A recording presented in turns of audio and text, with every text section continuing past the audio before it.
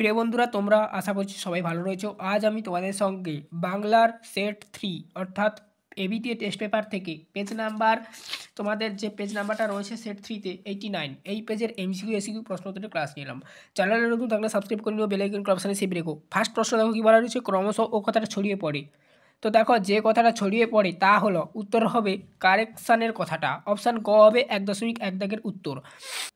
লোকটি কাশিতে কাশিতে আসিল, লোকটি হলো, এখানে হবে গ্রীষ মহাপাত্র। অপশান ঘ হবে সঠিক উত্তর।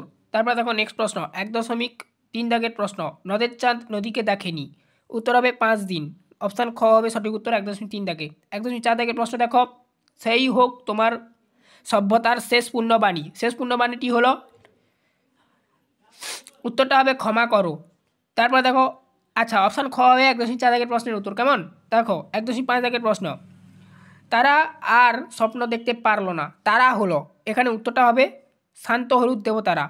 1.6 দাগের প্রশ্ন দেখো, সমুদ্র নিপত্তি সুতা হলেন পদ্মা, অপশান খ হবে সঠিক উত্তর। 1.7 দাগের প্রশ্ন দেখো, আচ্ছা, এই প্রশ্নটাই যে সমুদ্র নিপত্তি সুতা, এখানে কিন্তু এই প্রশ্নটা কিন্তু এটা 2024 সালের যে এবিটিএ টেস্ট পেপার, সেই এবিটিএ টেস্ট পেপারেও ছিল, মনে রাখবে, ইম্পর্টেন্ট প্রশ্ন এটা একটা। দেখো কি বলা রয়েছে, লেখকেরা অনবরত তা দিয়ে লিখে গেছেন, লেখকেরা যা দিয়ে লিখে গেছেন তা হলো কিবোর্ড। অপশান ঘ হবে সঠিক উত্তর 1.7 দাগের প্রশ্নের। তারও ছিল ফাউন্টেন পেনের নেশা, তারও বলতে বোঝানো হয়েছে, তো উত্তরটা হবে যেটা, সেটা কি না, মানে এখানে কাকে বোঝানো হয়েছে। আচ্ছা, এটা তোমরা কমেন্ট করে বলো, তোমাদের জন্য ছাড়লাম, তোমরাও একটু রিভাইজ করো। তারপর দেখো নেক্সট, কলকাতা বিশ্ববিদ্যালয়ের পরিভাষা সমিতি গঠিত হয় 1936 সালে, অপশান ঘ হবে সঠিক উত্তর। তারপর দেখো, কথাটা শুনে তপনের চোখ মার্বেল হয়ে গেল, চিহ্নিত পদটি হলো সম্বন্ধ পদ। আচ্ছা, এই প্রশ্নটা তোমরা উত্তর দিও, তোমাদের জন্য ছেড়েছি। এই প্রশ্নটা আগে সেটা ছিল, আমি বলে দিয়েছিলাম, আশা করি মনে রেখেছো যারা যারা আমার ক্লাসটা দেখেছো। যারা না দেখেছো অবশ্যই আগের ক্লাসগুলো প্লেলিস্টের মধ্যে পেয়ে যাবে, প্লেলিস্ট লিঙ্ক এগুলো ডিসক্রিপশানে দেওয়া আছে, অর্থাৎ সেট 1 সেট 2 সলিউশনের ক্লাস। তারপর দেখো নেক্সট, আচ্ছা, এই পেজে প্রশ্নটা ছিল 1.11 প্রশ্নটা কি বলা রয়েছে দেখো, রাজায় রাজায় যুদ্ধ হয়।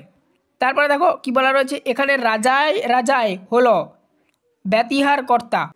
তারপরে দেখো নেক্সট প্রশ্ন, 1.12 দাগের প্রশ্ন, রামদাস আর কোনো প্রশ্ন করিল না, চিহ্নিত পদটি যে সমাসের উদাহরণ তা হলো, অপশান খ হবে সঠিক উত্তর, তৎপুরুষ সমাসের উদাহরণ। নেক্সট প্রশ্ন 1.13 দাগের প্রশ্ন,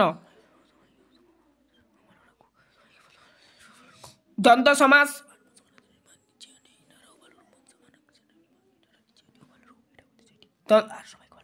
দ্বন্দ্ব সমাসের প্রাধান্য পায় উভয় পদের অর্থ। 1.13 দাগের প্রশ্ন হবে অপশান গ, প্রশ্নের উত্তরটা আর কি, অপশান গ হবে সঠিক উত্তর। 1.14 দাগের প্রশ্ন, ছেলেটি বুদ্ধিমান কিন্তু যেমন দুষ্টু তেমনি ফাঁকিবাজ, গঠন অনুসারে বাক্যটি হলো মিশ্র বাক্য। কেন?